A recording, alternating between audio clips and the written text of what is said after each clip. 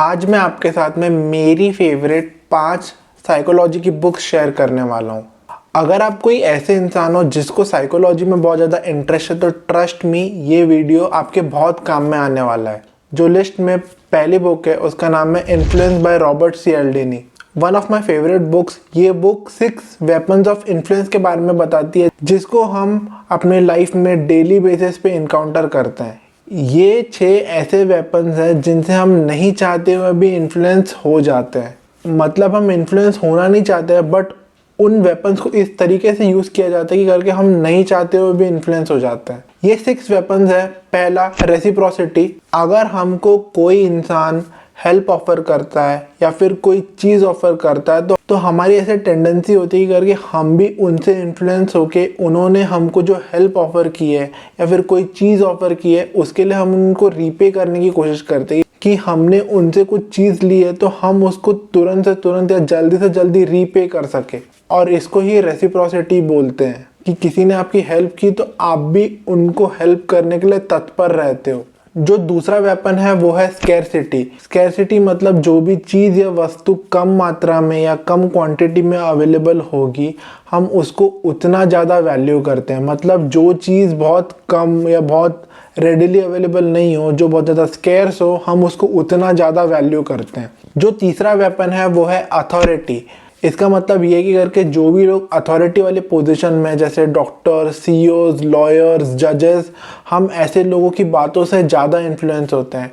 और इसका एक आपको सबसे बेसिक एग्जांपल देता हूँ। मान लेते कि करके आपको एक डॉक्टर कोई चीज़ बोल रहा है कि करके ये चीज़ मत खाया कीजिए एंड आपका एक बहुत ही जिगरी दोस्त है, वो डॉक्टर के बिल्कुल ऑपोजिट बात कर रहा है कि करके ये चीज़ आपको करनी चाहिए, तो आप किसकी बात पे ज़्यादा भरोसा करोगे?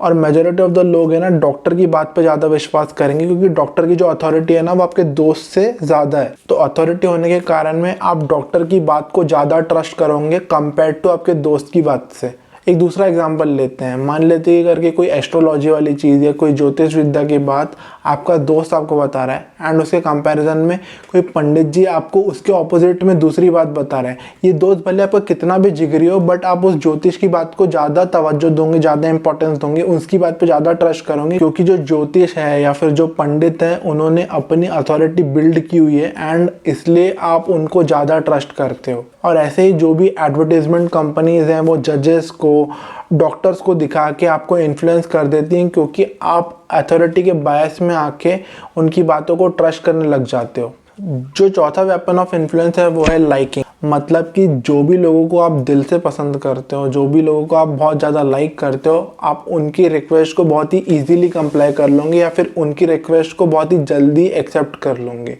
कंपेयर टू उन लोगों को जिनको आप बिल्कुल भी लाइक नहीं करते हो या जिनको आप हेट करते हो। जो फिफ्थ वेपन ऑफ इन्फ्लुएंस है वो है कंसिस्टेंसी। मतलब कि करके लोगों ने जो कुछ बोला है या फिर पास्ट में कुछ बोला या पास्ट में कोई एक्शन किया है उस पर उनको कंसिस्टेंट या कमिटेड रहने की बहुत ही स्ट्रॉन्ग टेंडेंसी रहती है। मतलब आपने पास्ट में कोई चीज़ बोली है ना तो इसकी बहुत ज़्यादा स्ट्रॉन्ग टेंडेंसी की करके आप अपने स्टैंड को सपोर्ट करने के लिए जो पास्ट में बोला है उसको करते रहोगे। और इसका मतलब ये कि करके आपने पास्ट में कोई पॉलिटिकल बिलीफ के ऊपर में स्टैंड लिया था ना तो इसकी बहुत ज़्यादा स्ट्रॉन्ग पॉसिबिलिटी की करके आप आज भी उस पॉलिटिकल बिलीफ पे स्टैंड लेते हो क्योंकि आप कमिटमेंट एंड कंसिस्टेंसी के बायस में फंस चुके हो। और जो last and sixth weapon of influence है वो है कॉन्सेंसस। मतलब कि जो लोग आपके जैसा सोचते हैं या फिर आपके जैसे एक्ट करते हैं आप उनकी रिक्वेस्ट को बहुत ही इजीली एक्सेप्ट कर लेते हो। एंड सच बताओ ना, जब आप इन 6 वेपन्स ऑफ इन्फ्लुएंस को पढ़ोगे एंड समझोगे ना तो आपका दिमाग बिल्कुल हिल जाएगा एंड आपको रियल वर्ल्ड एग्जांपल्स के द्वारा ये भी समझ में आएंगे कि करके कैसे लोग ये वेपन्स को यूज़ करके आपको मैनिपुलेट करते हैं। तो हर एक इंसान को जिसको साइकोलॉजी में इंटरेस्ट है या फिर दूसरों को इन्फ्लुएंस कैसे किया जाता है वो जानना है तो इस बुक को तो बिल्कुल पढ़ना चाहिए। तो लिस्ट में दूसरी बुक है, उस बुक का नाम है प्रेडिक्टेबली इरेशनल। अगर आपको अक्सर ये क्वेश्चन आता है कि करके लोग फ्री सुन के इतने ज़्यादा पागल क्यों हो जाते हैं, या फिर आप कभी मार्केट जाते हो कोई चीज़ लेने पर आप मार्केट जाने के बाद में कोई दूसरी चीज़ ही घर पे उठा के लेके आ जाते हो, तो उन सब क्वेश्चंस का आंसर जानने के लिए आपको प्रेडिक्टेबली इरैशनल बिल्कुल पढ़नी चाहिए। प्रेडिक्टेबली इरैशनल एक ऐसी बुक है जो हमको बताती है कि करके हम ह्यूमंस हैं ना, वो बहुत ही कॉम्प्लेक्स क्रिएचर्स हैं, हम बहुत ज़्यादा इरैशनल हैं।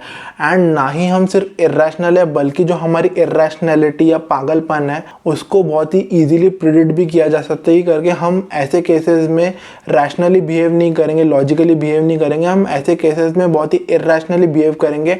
एंड उसी इरैशनैलिटी का फ़ायदा उठा के, उसी पागलपन का फ़ायदा उठा के, उसी बेवकूफ़ी का फ़ायदा उठा के बहुत सारे सोशल मीडिया मार्केटर्स, बहुत ही एडवर्टीजमेंट मार्केटर्स या बहुत ही मॉल मार्केटियर्स हमको बहुत ईजीली मैनिपुलेट करते हैं।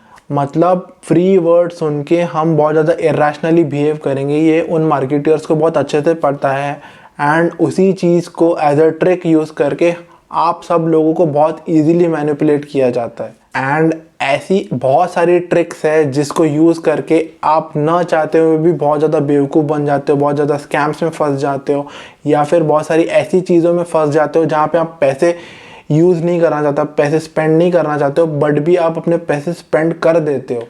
तो अगर आप लोगों को बेवकूफ़ बनने से बचना है एंड जो ट्रिक्स लोग यूज़ करते हैं आपको मैनिपुलेट करने के लिए, उनसे बचना है, उनसे चौकन्ना होना है, तो ये बुक आपको बिल्कुल पढ़नी चाहिए। जो लिस्ट में तीसरी बुक है उस बुक का नाम है drive bye Daniel pink. Drive में डैनियल पिंक ने अलग अलग टॉपिक्स के ऊपर में डिबेट किया है कि हम जैसा बिहेव करते हैं या फिर हम जिस हिसाब के एक्शंस लेते हैं, तो ऐसी कौन सी चीज़ें हैं जो हमको एज ह्यूमंस ड्राइव करती है उस प्रकार का एक्शन लेने के लिए या फिर उस प्रकार का बिहेवियर चूज़ करने के लिए, कि हमारी कोई भी चीज़ करने के पीछे में एक्चुअल मोटिवेशन क्या है।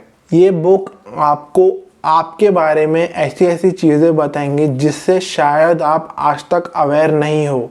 Again a very thought provoking book जो कि आपको ये बताएंगी करके जिस प्रकार के एक्शंस आप लेते हो या फिर जैसा आपका डे टू डे लाइफ में बिहेवियर है वो क्यों है, इससे आप बिल्कुल अवेयर हो जाओगे।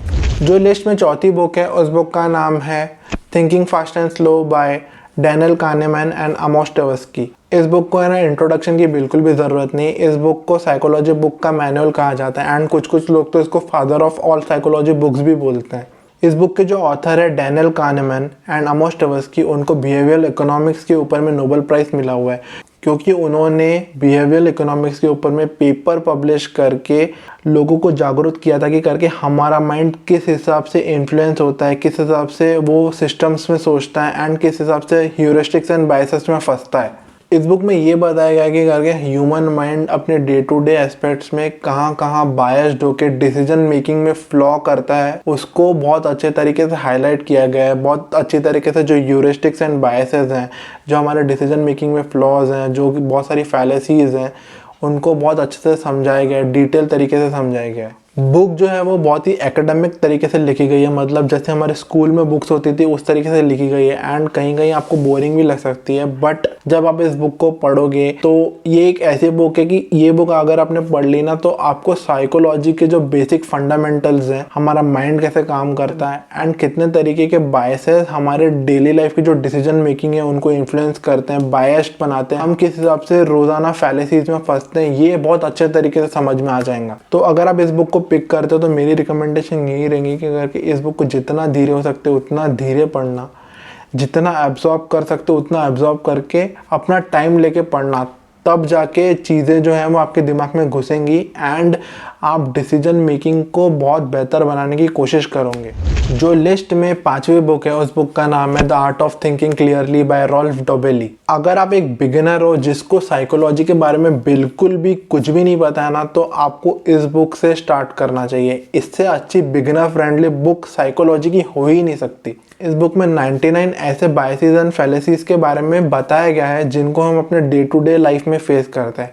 मतलब वो सब बायसेस एंड फैलेसीज जिनको आप पिछली 4 बुक में पढ़ोगे डिटेल में, उन सब बायसेस एंड फैलेसीज का introduction the art of thinking clearly में दिया गया है एंड इसलिए ये book one of the most beginner friendly books है। हर बायस को बहुत ही ब्रीफ में एंड बहुत ही ईजी तरीके से समझाया गया है ताकि जो भी रीडर इसको पढ़ रहा है वो बोर ना हो। बहुत ही बढ़िया बुक है। रोज़ अगर आप 1-2 बायस भी पढ़ो जो कि 2 या 3 पेज से बड़े नहीं है, तो आप अपने डेली लाइफ में देखोगे कि करके धीरे धीरे आपकी जो डिसीजन मेकिंग है ना वो बेटर होती जाएंगी एंड आप धीरे धीरे देखोगे कि करके आपके जो डिसीजन है वो बेटर होते जा रहे हैं एंड जो फ्लॉज आप अपने डिसीजन में लेते थे आप उनको नोटिस भी करने लग जाओगे। थिंकिंग फास्ट एंड स्लो को छोड़ के बाकी चारों बुक्स की स्टोरी टेलिंग बहुत अच्छी है जो आपको बिल्कुल भी बोर नहीं होने देंगी। एंड इन सब बुक्स को पढ़ने के बाद में आप एक्चुअली में थोड़े स्मार्ट बन जाओगे एंड आपको समझ में आ जाएंगे कि करके अच्छे डिसीजंस को कैसे लेना है। अगर आपको इन पांचों में से कोई भी बुक को बाय करना है तो उन सब का लिंक मैं नीचे डिस्क्रिप्शन में दे दूंगा, वहाँ जाके आप इसको चेकआउट कर सकते हो एंड चाहो तो बाय भी कर सकते हो। मिलते हैं नेक्स्ट वीडियो में, तब तक keep learning and keep smiling. Bye bye.